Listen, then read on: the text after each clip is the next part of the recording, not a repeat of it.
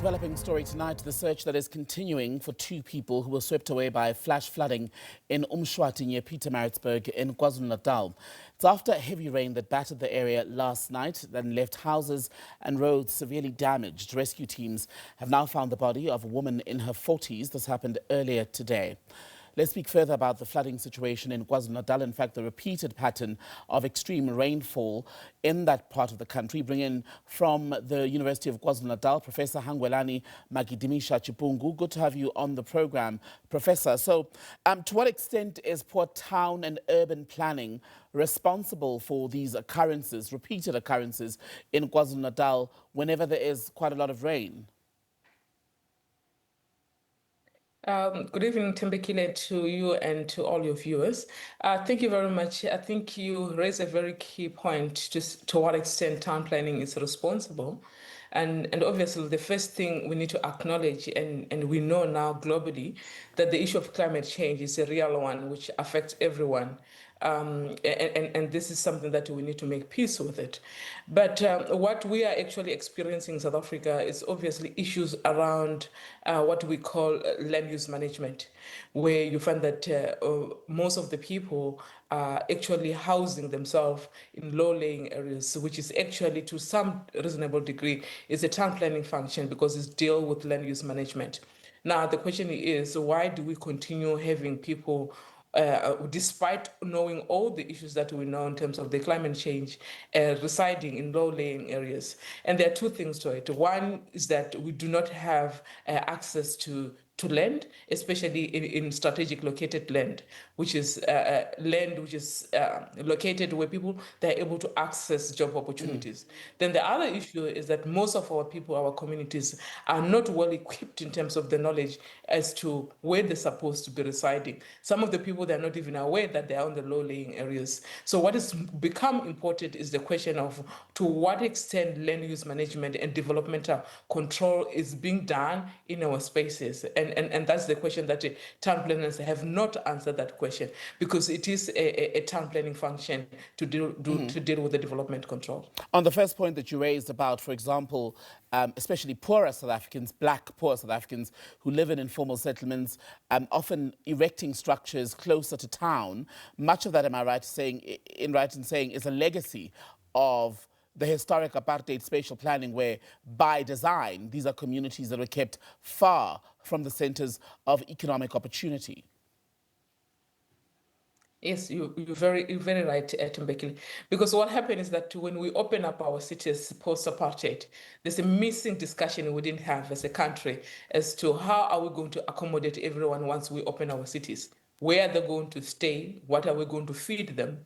And what is the land management that we're going to put in place to make sure that everyone is housed. So I fully agree with you. That is the response of the apartheid planning, which we are seeing, and which is continuing because that is more structural by its nature.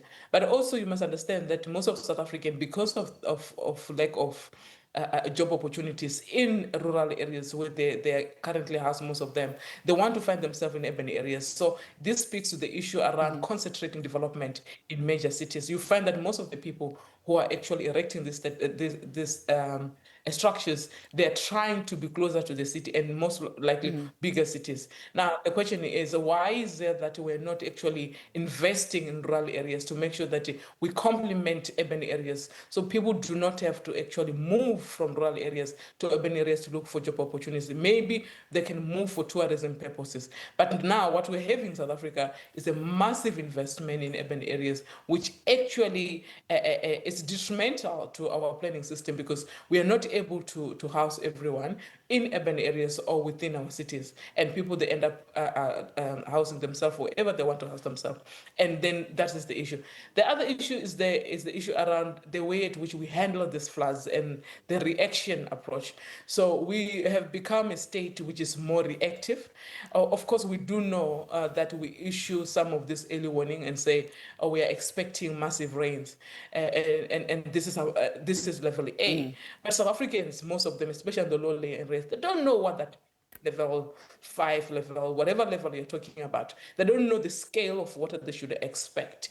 They also don't know where they're supposed to go or once that thing happened. So the issue that we are dealing with here is not just the issue of the planning system, but it's also issue of the governance. It's how we manage floods and the state of the residents. How ready are we as a country to respond to floods?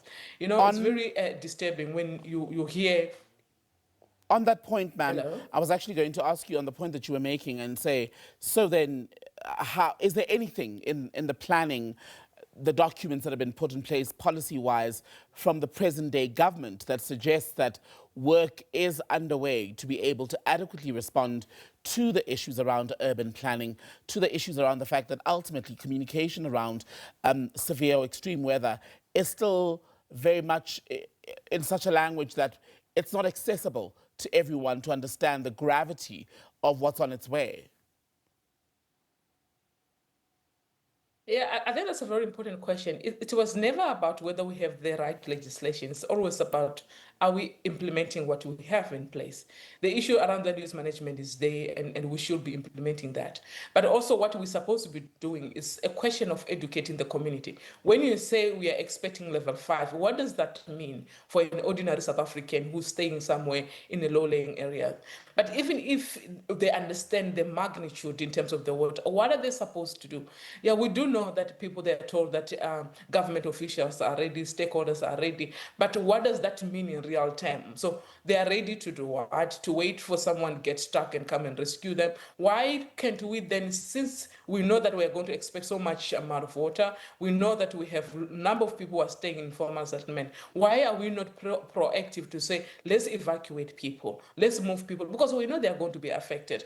But the mode of operandi which we have in the country is more of a reactionary. We are ready, we are waiting for people to get stuck and we are coming to rescue, which is really a problem on its own. And I think we need to move from that perspective of waiting for the worst to happen and start spending more time actually rescuing people when we can actually prevent some of this death that we're dealing with in front of us this afternoon. Professor, always good to talk to you. That was Professor of Town and Regional Planning at the University of KwaZulu-Natal, Hangwelani Magidimisha-Chipungu. Good to have you on the SABC.